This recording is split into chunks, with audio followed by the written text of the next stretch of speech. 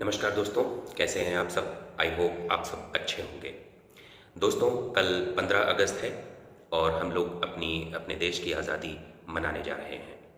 आज़ादी का एक दिन मनाने जा रहे हैं। उसके लिए आप लोगों को हार्दिक बधाई। आज का वीडियो मैं जो आपके सामने लेकर आया हूँ वो आज़ादी से एक दिन पहले का वीडियो है, यानी आज का वीडियो।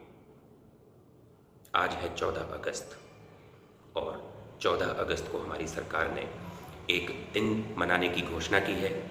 उस दिन को 14 अगस्त को हम लोग कहते हैं विभाजन विभीषिका स्मृति दिवस। 2021 से इसकी शुरुआत हमारे प्रधानमंत्री नरेंद्र मोदी ने की है और इस बारे में मैं आपके सामने ये वीडियो लेकर आया हूँ। मैंने ये ज़रूरी समझा, अकेले में इस बारे में सोचा कि क्यों ये ज़रूरी है इसको जानना। तो जब मैं इस बारे में सोचने लगा तो मुझे लगा कि क्यों ना मैं आपके साथ इसको शेयर करूं।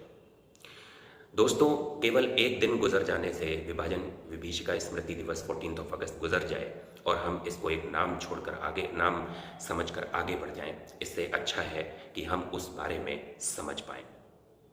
तो उस दिन के जो 14 अगस्त है, इस बारे में कुछ बातें हैं जो मैं आपको बताना चाहता हूँ कि ये दिन जो सेलिब्रेट तो नहीं कहेंगे, इसको हम एक दुखद दिन के रूप में याद करते हैं। तो 14 अगस्त को पाकिस्तान बना, हमारे देश से एक टुकड़ा अलग हुआ, दो तरफ से अलग किया गया। पंजाब को विभाजित करके और वेस्ट बंगाल को विभाजित करके पाकिस्तान बनाया गया। और उस दिन की स्मृति के लिए हम ये विभाजन विभीषिका स्मृति दिवस मनाते हैं। विभीषिका, इस बारे में मैंने सोचा और तब मैंने ये वीडियो बनाने का सोचा कि मैं वो विभीषिका आपके मन तक पहुंचा सकूं। क्या कंसेप्ट है इसको मनाने के पीछे हमारे प्रधानमंत्री का, मैं उस सोच को आप तक पहुंचा सकूं। बहुत सारे लोग सोचते होंगे कि जो हिंदू हैं वो मुस्लिम के खिलाफ हैं, मुस्लिम हैं वो हिंदू के खिलाफ हैं, इंडिया में तो यही चल रहा है। इस सोच को दूर करने के लिए ये 14 अगस्त का दिन डेडिकेट किया गया है ताकि हम ये समझ पाएँ कि हमको भड़काने वाले कौन थे, पाकिस्तान बनाने के पीछे बैकग्राउंड में कौन काम कर रहा था, इन सब के बारे में हम समझ सकें। तो फ्रेंड्स, इस बारे में मैं थोड़ा सा ओवरव्यू आपको हिस्ट्री का भी देता हूँ कि जैसा कि हम जानते हैं 15 अगस्त में हमारा देश बना, उससे एक दिन पहले पाकिस्तान जो है बनाया गया। और ये जो पाकिस्तान की सोच थी हमारे देश के मुस्लिमों में, ये कैसे आई, क्यों आई, इस बारे में हमें जानना जरूरी है। तो बात करते हैं 1857 की, जिसको हम कहते हैं first independence war of India. आप हिस्ट्री में इसको बहुत अच्छे से पढ़ सकते हैं, लेकिन अभी मैं वीडियो में थोड़ा सा ओवरव्यू लेता हूँ। मैं सिर्फ आपको ये बताने की कोशिश कर रहा हूँ कि हमारे देश में चाहे वो हिंदू हो चाहे वो मुस्लिम हो, दोनों ही लोगों ने आज़ादी में कितना भरपूर सहयोग दिया। एक जज्बे के साथ वो 1857 की लड़ाई लड़ी और फिर आगे जाके ऐसा क्या हुआ कि वही लोग एक अलग देश की मांग करने लगे। ये फैक्ट मैं आपको कुछ देना चाहता हूँ 1857 की क्रांति के, इस रूप में देना चाहता हूँ ताकि हम और आप ये समझ पाएं कि लोगों के अंदर द्वेष भावना एक दूसरे के खिलाफ, हिंदू और मुस्लिम के खिलाफ बिल्कुल भी नहीं थी। हमारे लखनऊ से बेगम हजरत महल ने क्रांति को संभाला, प्रयागराज से लियाकत अली ने संभाला, बरेली से खान बहादुर खान ने संभाला, मौलवी अहमदुल्ला ने फैजाबाद से संभाला। मैं ये कुछ नाम आपको बताने के लिए लिख कर लाया हूँ। फतेहपुर से अजीमुल्ला ने संभाला, ये हमारे मुस्लिम भाई थे जिन्होंने इस क्रांति का नेतृत्व किया। और वहीं जब मैं हिंदू भाई बहनों की बात करूं तो उनकी भी लिस्ट कम नहीं होगी। झांसी से हमारी रानी लक्ष्मीबाई, बिहार से कुंवर सिंह, कानपुर से नाना साहेब और एक और कानपुर से तात्या टोपे, इन सभी लोगों ने बढ़ चढ़कर 1857 की क्रांति में भाग लिया दोस्तों।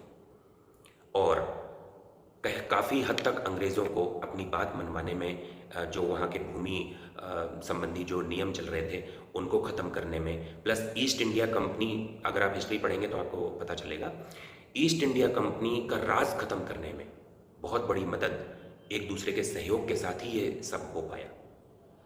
लेकिन हमारे देश की एकता अंग्रेज़ों को कहाँ अच्छी लगने वाली थी।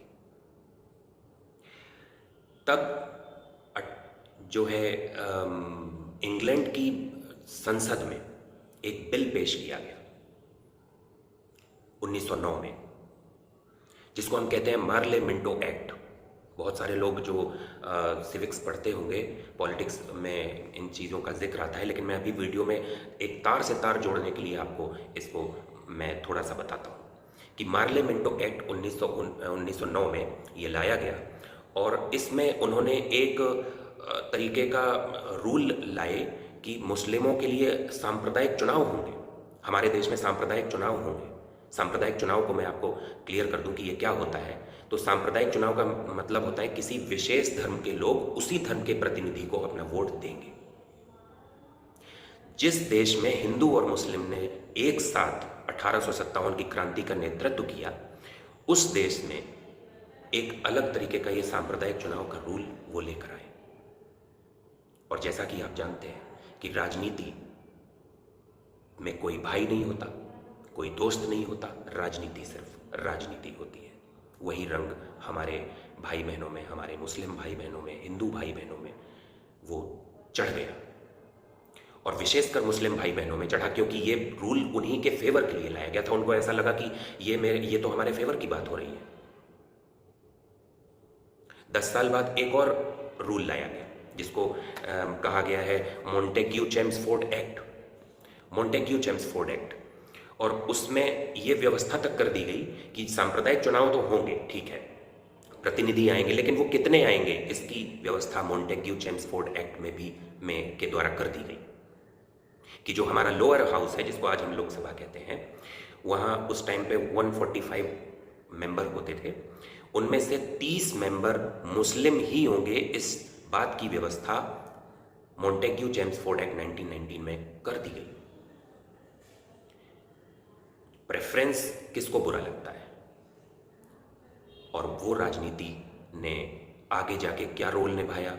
हमारे मुस्लिम भाई जो मुस्लिम लीग 1906 में है, फ्रेंड्स, दो ग्रुप बने, एक 1885 में इंडियन नेशनल कांग्रेस, जो जिसको आज भी हम लोग भारतीय राष्ट्रीय कांग्रेस कहते हैं, और 1906 में मुस्लिम लीग बनी। मुस्लिम लीग नाम से ऐसा लगेगा ये मुस्लिमों के सपोर्ट्स के लिए, ऐसा नहीं है। 1906 में जो मुस्लिम लीग बनी उसका भी मोटो अंग्रेजों के खिलाफ लड़ना था, अपने देश को आज़ाद करना था। लेकिन जब इन्होंने ये दो रूल लेकर आए तो वही मुस्लिम लीग और वही हमारे मुस्लिम भाई हमसे नफरत करने लगे। और आगे जाकर बहुत सारे हिस्ट्री में टर्म्स हैं, लेकिन विभाजन विभीषिका को समझाने के लिए मेरे लिए इतना ही काफ़ी है कि आगे जाके इन्होंने क्या रोल निभाया। पूरा मुस्लिम एक हो गया और उन्होंने एक अलग देश की मांग की। तो स्वतंत्रता से एक दिन पहले हमने जो झेला है, हमने जो कुर्बानी दी है, वो कुर्बानी एक आँख के सामने तो नहीं आ सकती, लेकिन हम उसको जानकर समझकर हर साल इस दिन को याद करके आगे ऐसा ना होने पाए, इस बात के लिए ये दिन समर्पित किया गया है।